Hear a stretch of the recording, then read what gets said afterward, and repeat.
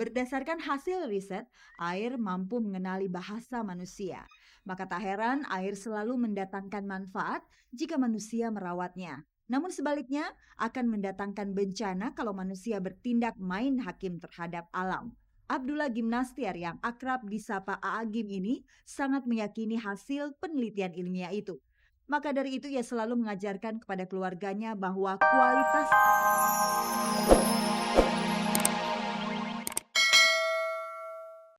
Selamat pagi pemirsa, selamat bergabung kembali dengan Gospot. Saya Cahaya akan menghantarkan gosip-gosip serta berita-berita pilihan dari kalangan selebriti tentunya hanya untuk Anda. Tidak ada yang ditambahi, tidak ada yang dikurangi, dan tidak ada yang memanas-manasi. Pemirsa, sekarang kuis Gospot berhadiah 2 juta rupiah untuk 2 orang pemenang. Hadiahnya dipersembahkan oleh Koran Sindo. Kalau Anda mau hadiahnya seperti biasa, jawab pertanyaan kuisnya. Caranya mudah, ketik GS, spasi jawaban A atau jawaban B, dan kirim via SMS ke nomor 6288 dengan tarif Rp2.000 per SMS. Jadi simak terus beritanya dan jawab pertanyaan kuisnya di akhir tayangan nanti. Bersama Gospot, Anda tidak perlu was-was ketinggalan berita. Inilah sajian segar dari meja redaksi Gospot untuk Anda yang haus akan berita-berita dari dunia selebriti.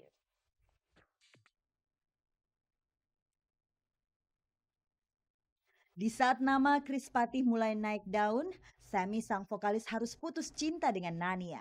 Apakah Cak Nun berada di balik kesuksesan grup band asal Jogja Leto? Agim dan Eksanti yakin air tahu bahasa manusia. Hati Cece Kirani semakin teduh ketika mendengarkan Ahadi suaminya berdakwah. Ulfa Dwiyanti menjadi sasaran penipuan berkedok undian berhadiah. Feby Febiola jalani misi pelayanan iman. Nadia Mulya, presenter Gospot, melahirkan anak pertamanya. Kemarin, ayahanda Melanie Putri tutup usia. Pemirsa, Leto grup band asal Jogja ini berhasil meraup sukses setelah album perdana mereka dirilis. Namun ada selentingan nih, kesuksesan Leto terletak pada diri Noe sang vokalis yang tak lain tak bukan adalah putra dari budayawan MH Ainun Najib. Sama-sama band yang sedang naik daun, Chris Patih punya cerita tersendiri. Hubungan asmara Sami sang vokalis dengan Nania, finalis Indonesian Idol pertama sudah berakhir. Putusnya hubungan mereka apakah masih menyisakan masalah? Ini dia beritanya.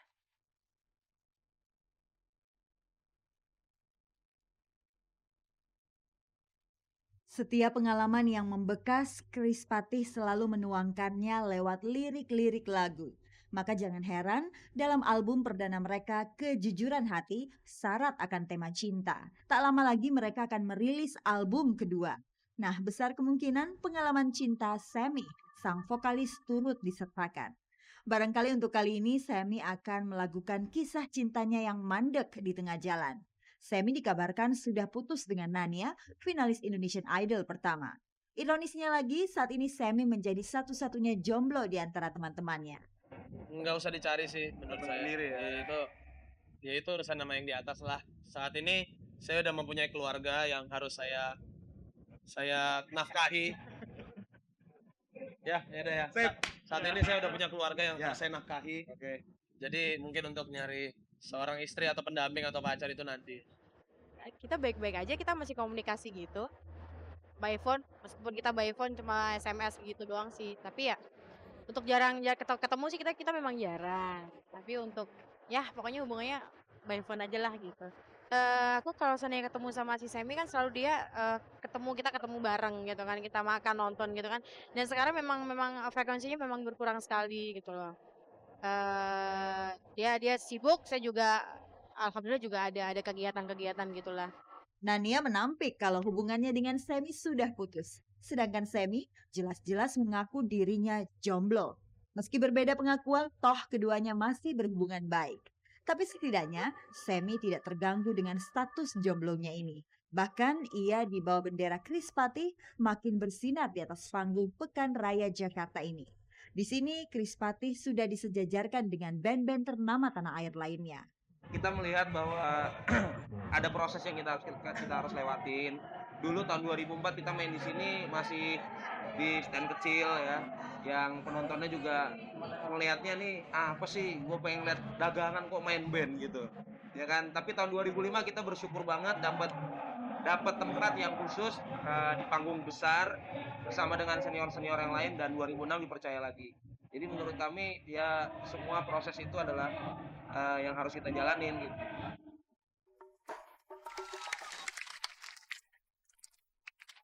Sama band pendatang baru yang sedang naik daun, Leto dipandang cukup potensial tumbuh menjadi band papan atas.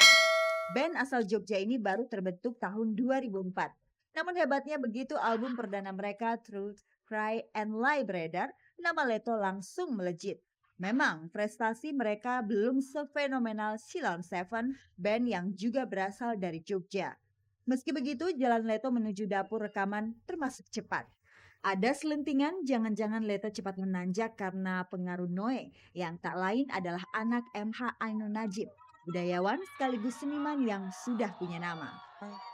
Pertama, saya tidak minta dilahirkan menjadi anak orang penting. Nah, yang kedua, siapa bilang ayah saya orang penting? Nah, itu kan semua pendapat orang lain. Ya saya tahunya saya kerja gitu aja deh, lain-lainnya nggak usah dipikir kalau saya mah. Yang penting kerja halal itu aja. Saya sejak awal selalu menyembunyikan itu. Saya nggak pernah membuat itu sebagai aset. Nama saya Noe. Itu pun kalau dilihat dari nama asli saya nggak nyambung sama sekali. Dan mereka apa? Nama saya Sabrang Mowo Damar Panuluh. Dan panggilan saya Noe. Itu sebenarnya sudah memberi statement kenapa saya memilih nama Noe yang tidak ada hubungannya sama sekali. Rupanya nama Noe sengaja dibuat untuk menutupi identitas aslinya. Bahkan saat awal perkenalan, personil Leto lainnya pun tak tahu kalau Noe ternyata anak Cak Nun.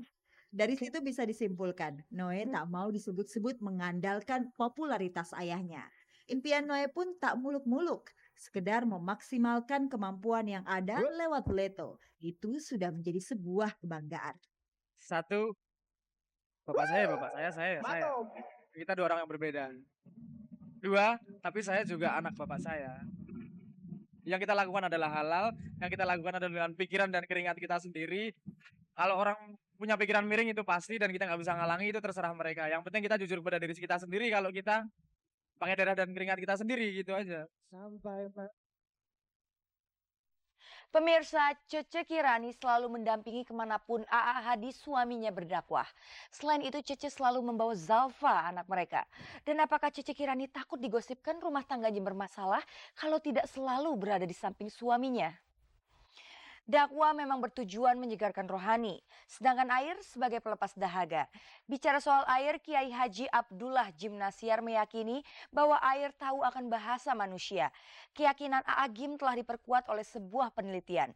Ingin tahu berita selengkapnya? Inilah Gospot.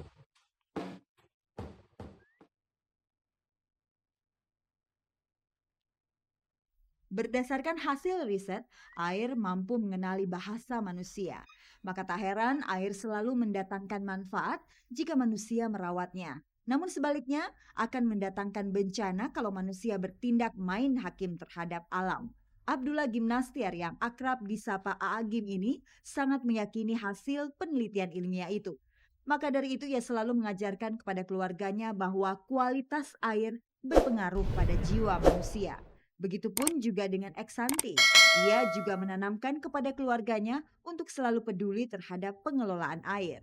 Aku awal cari rumah gitu pasti yang dilihat airnya bersih apa enggak gitu. Terus kalau penggunaan air sendiri di rumah ya seefektif dan seefisien mungkin gitu. Aku paling bawel gitu kalau misalnya udah penuh airnya terus nggak di stop, lupa gitu sama pembantu di rumah, itu pasti aku yang bawel karena gimana kalau nggak ada air gitu. Dan sesudah saya mencoba mempraktekkan bagaimana akhlak kepada air, dan Nabi Muhammad selalu berdoa sebelum minum air, dan ternyata luar biasa. Dan sesudah dipraktekkan di keluarga, di rumah, kepada anak-anak, karena tubuh anak-anak kan berisi air, kita ungkapkan kata-kata baik, jauh lebih sehat, dan perilakunya juga menjadi lebih tenang, akur di rumah. Saya kan 7 anak. Sejak dari lingkup keluarga, AA Gim dan Eksanti mendidik keluarga mereka agar menyayangi air, layaknya makhluk hidup lainnya.